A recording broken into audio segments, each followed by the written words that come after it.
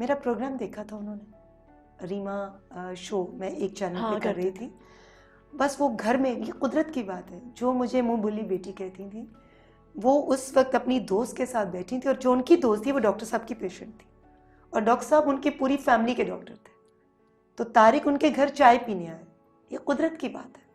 और उसी वक्त मेरा प्रोग्राम चल रहा था, और जब वो उन्होंने देखा तो तारिक ने कहा, उन्होंने कहा कि तारिक शादी कर लो। तारिक की पहले कोई शादी नहीं, तारिक का पहले कोई बच्चा नहीं था। वरना आपको पता है मीडिया से ये बातें छुपी नहीं रहती। मेरी कुछ कोलीग्स ने इस तरह की भी अफवाहें उड़ाई थी, खुदा उनका भला करे, बट इसमें कोई सदाकत नहीं। तारिक ने शादी नहीं की थी, वो अपने पेरेंट्स के साथ अपनी ज़िंदगी को हाँ, डॉक्टर्स आमतौर पे बिकॉज उतनी पढ़ाई जो इतनी होती है, पढ़ाई के अलावा नहीं, वो भी घर के बेटे थे बड़े, और बाकी बहन भाइयों को सेटल करने में। और फिर उससे भी ज़्यादा मेरे ससुर को अल्जाइमर का प्रॉब्लम था, और मेरी सास भी सेज में थी कि वो अपना सारा वक्त अपने माँ बाप को देते थे। और जो रिश्ते आते थे बहुत बड़े बड़े लोगों के, डॉक्टर्स के भी, जो ख़ुद मेडिकल में बहुत नाम रोशन कर चुकी थी कई ख़वातीन, उनके भी रिश्ते आते थे। मगर तारिक को ये था कि पता नहीं मेरे माँ बाप के साथ वो सही तरह से बींगे बहू जस्टिस कर पाएंगी या नहीं कर पाएंगी। क्या फियर था वो अल्लाह बेहतर जानता है, ये कभी आए तो आप उनसे पूछिएगा। मगर ये कि उन्होंने शादी नहीं की, और फिर जब उन्होंने कहा जी हाँ ऐसी लड़की मिल जाए तो मैं शादी कर लूँगा, मेरा प्रोग्राम चल रहा था। उनकी वालदा मेरा प्रोग्राम शौक से देखती थी, उनको मेरे बोलने का शायद अंदाज़ अच्छा लगता था। तो बस फिर भाभी ने कहा कि यही क्यों नहीं, ऐसी क्यों, इसी से बात करो। उन्होंने कहा ये शादीशुदा नहीं है, उनका नहीं, इसकी भी शादी नहीं।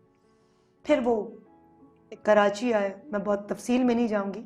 तो भाभी ने मुझे कहा कि मिल लो, तो भाभी को टालने के लिए मैंने कहा जी मैं मुलाकात कर लूँगी। मैं उस वक्त शाइस्ता लोधी का मॉर्निंग शो अटेंड करने आई थी कराची में, और 3 बजे की फ़्लाइट से मैं वापस चल गई। तो मैंने डॉक्टर साहब से माजरत कर दी तारिक से कि सॉरी जी मेरी फ़्लाइट है 3 बजे की, तो आपसे मुलाकात नहीं हो सकती, आपने मिलना हो तो आप लाहौर आ जाइए। लाहौर में उन दिनों बहुत बम ब्लास्ट हुए, आपको याद होगा कि मून मार्केट में बहुत बड़ा ब्लास्ट हुआ था। वो ऐसा डरे, लाहौर तो दूर, वो कराची से भी वापस चले गए अमेरिका, तो हमारी मुलाकात ही नहीं हो सकी। फिर भाभी ने मुझे कहा कि छोटी बहन की शादी है तो उस फैमिली को भी इनवाइट करो। मैंने कहा जी मैंने नहीं बुलाना, बट कर्टसी में मैंने इनविटेशन कार्ड भेज दिया। मैंने कहा कौन आएगा इतनी दूर, और वो आ गए। तो तारिक से मेरी पहली मुलाकात मेरी बहन की मेहंदी पर थी, जब मैं बहुत अंडर प्रेशर थी, क्योंकि 400 लोगों को दावत थी और 700 के करीब लोग आ गए थे। तो मुझे फ़िक्र ये थी कि खाना कम ना पड़ जाए, तो पसीने से मैं भीगी हुई। मुझे याद है कि मैंने कामयार का जोड़ा पहना हुआ था, लहंगा और बड़ा शरारा और बड़े झुमके वुमके पहनकर, पसीने से शराबूर, और दिमाग में चल रहा था कि 700 लोग हैं, खाना कम ना हो जाए, इज्जत की बात है। और क्योंकि आपको पता है कि पाकिस्तान में ख़ासतौर पर किसी नॉन पर्सनालिटी की बहन की या बेटी की शादी हो, या भाई या किसी भी रिश्तेदार की, तो बुलाएं 2 को तो आते 6 हैं। तो वो बिन बुलाए जो 350 मेहमान थे, बस मेरे दिमाग में वो चल रहा था। तो मेरे ड्राइवर ने जब बोला कि बाजी वो डॉक्टर साहब आए हैं, तो अब्बा अम्मा साथ खड़े थे, तो मैंने पहली बार उनको देखा, उन्होंने मुझे देखा। मैं कहा जी अस्सलाम वालेकुम। मुझे कुछ होश नहीं था, मुझे अपनी ज़ात का कुछ भी नहीं था, कोई तसव्वुर भी नहीं था।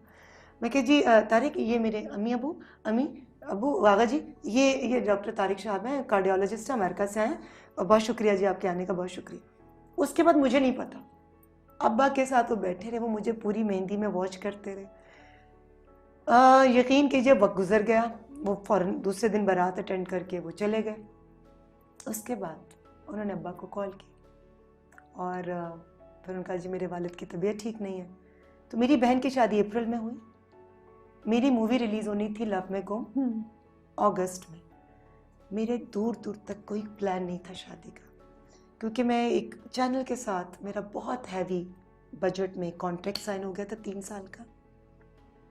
मेरा 3 से 4 मल्टीनेशनल कंपनीज़ के साथ कॉन्ट्रैक्ट साइन हो गया था।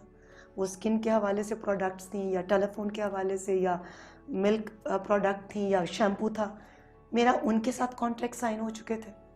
उसके अलावा मैं फ़िल्म बना रही थी, तो दुनिया में फेस्टिवल्स से मुझे इनविटेशन आता था, तो ट्रैवलिंग कर रही थी। मैं सार्क एम्बेसडर के तौर पर पूनम ढिलोन से इंडिया मिलकर आई, मनीषा कोइराला से और वहाँ के प्राइम मिनिस्टर से नेपाल मिलकर आई। तो अब बांग्लादेश मुझे जाना था कि सार्क रीजन के अंदर हमें पीस कैसे कायम करना है, तो एक्टिवली मैं उस पर बहुत काम कर रही थी। इस्लामाबाद में जाकर मैं किताब मेला होता है, आपको पता है, हर 21 से 24 तारीख के बीच में बुक फाउंडेशन के अंडर, तो मैं बुक एम्बेसडर भी 4-5 साल से थी, तो मैं उसमें बहुत बिजी। फिर मैं शौकत खानम की ब्रेस्ट कैंसर अवेयरनेस की कैंपेन चला रही थी बीइंग एन एम्बेसडर।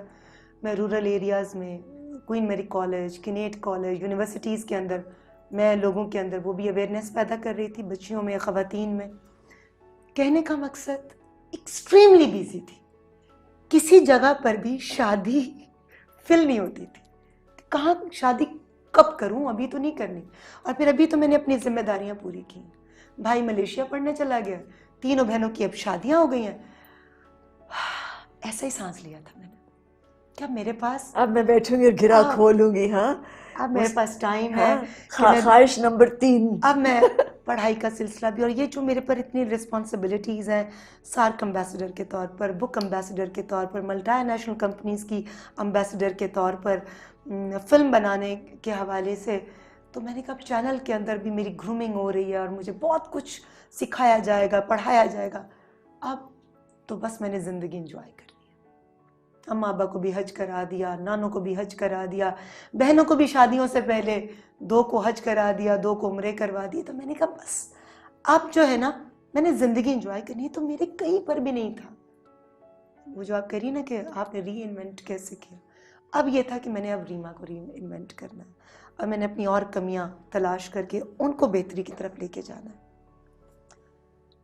तारिक साहब की कॉल आ गई मेरे अब्बा को, और अब्बा ने पूरी जिंदगी में मेरी उस वक्त 34-35 साल जिंदगी में मेरे अब्बा ने पहली बार मुझसे कहा, बचपन से लेकर मेरी इस एज तक, उस तक एज की बात, शादी से पहले, बेटा मैंने आपसे कभी कुछ नहीं मांगा,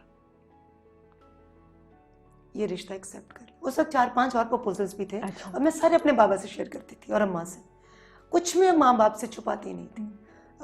1-2 बहुत टॉप नॉच चैनल के ओनर्स का भी रिश्ता था, कुछ स्कॉलर्स के भी रिश्ते थे, बिजनेस कम्युनिटी में बड़े बड़े नाम थे, उनके भी रिश्ते थे।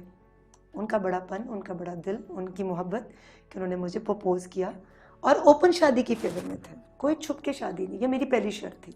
मगर मेरी एक ये भी प्रॉब्लम थी कि मैंने कहा था मैं शादीशुदा से शादी नहीं करूँगी।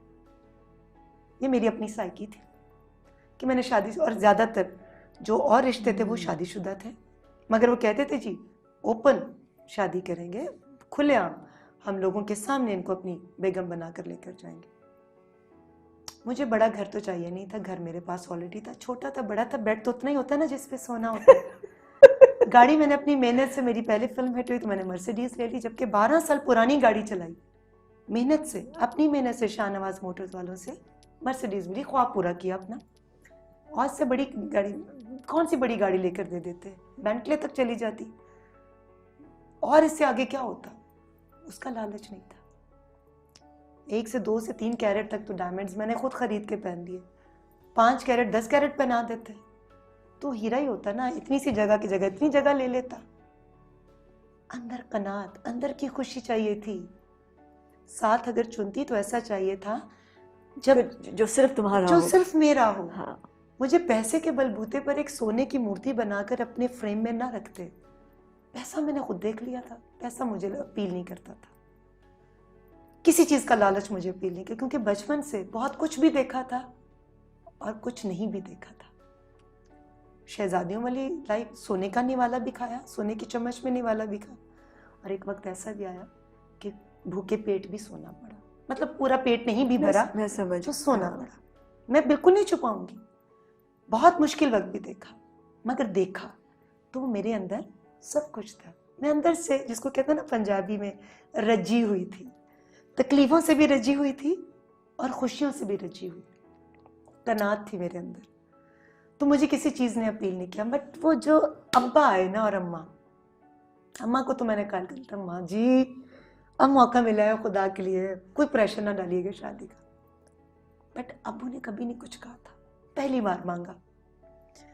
और 1 to 1 मुझे याद है कि नवंबर 4 को मैंने एक चैनल के प्रोग्राम की ईद रिकॉर्डिंग करवाई और 5 तारीख को मेरे अब्बा आए, 7 तारीख को ईद थी और अब्बा ने कहा बेटा मुझे तारिक की फैमिली की तरफ से मैसेज आया, कॉल आई, अब्बा का कनेक्शन था उनके साथ कि जी या हाँ कर दें या ना कर दें, क्योंकि तारिक के वालिद की तबीयत ठीक नहीं है तो शादी मुहर्रम के महीने से पहले उन्होंने करनी।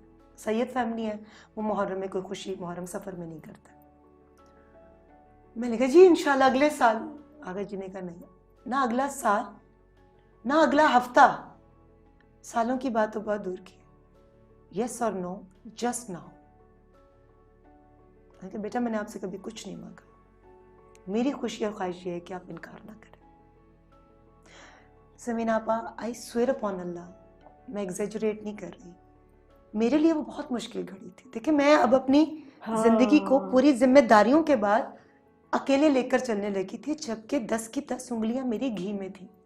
मुझे पैसे का कोई इशू नहीं था, मुझे काम का कोई प्रॉब्लम नहीं था और मैं इंडिपेंडेंट थी, मैं सेल्फ मेड पर्सन थी। मैं मना कर सकती थी कि जी मुझे शादी नहीं करनी, मगर वो माँ बाप की जो एक इज्जत और एक मान होता है ना, वो बड़े कम बच्चे उसको कैरी करते हैं।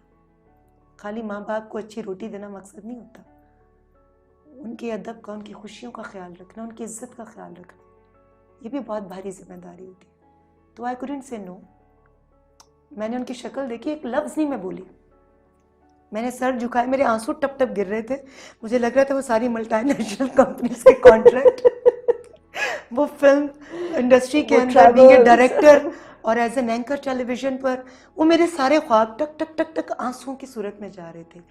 बट BUT, बट हाउएवर के बाद एक कॉमा लगता है ना, कि अब आप ऑपोजिट बोलते हैं, कोई भी बयान देना हो, जब आपने एक मुस्बत बात की तो नेगेटिव होती है, नेगेटिव करें तो मुस्बत होती है, बट और हाउएवर के बाद। मैंने बाबा के कहने पर 7 तारीख को ईद के दिन मेरी फ़्लाइट, मैं पहुंच गई। इन लोगों के वीज़े आने थे, ये लोग 11 तारीख को पहुंचे, 16 तारीख को मेरा निकाह और 18 तारीख को मीडिया में न्यूज़ वायरल होगी कि रीमा मिसेस सैयद तारिक शहाब बन गई, PR दे सुधार गई, पहुंच गई वहाँ पर।